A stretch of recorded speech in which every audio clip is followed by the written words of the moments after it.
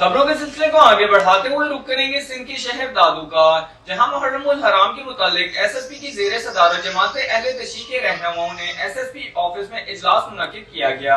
اجلاس میں اہل تشیع علماء رہنماؤں کی بڑی تعداد نے شرکت کی۔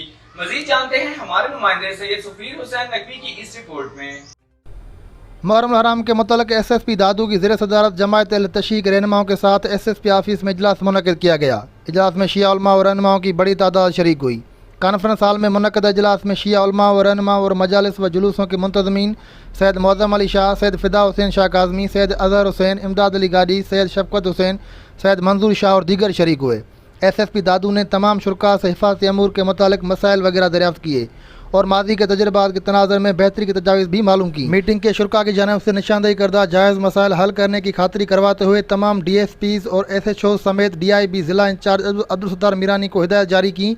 ایس ایس پی دادو کا کہنا تھا کہ ہر سال کی طرح اس مرتبہ بھی محرم الحرام کے دوران ضلع بھر میں پرامن فضا برقرار رکھنے کے لیے دادو پولیس کوشاں ہے اور مزید بہتری لانے کے لیے پرعزم ہے۔ عاشورہ محرم الحرام کے حوالے سے خصوصی سیکورٹی پلان تشکیل دیا جا رہا ہے۔ مضبوط حکمت عملی کے تحت مجالس و جلوسوں کی نگرانی کی جائے گی، جس کے لیے تمام اسٹیک ہولڈرز بالخصوص تمام مذہبی جماعتوں کا تعاون انتہائی اہمیت کا حامل ہے۔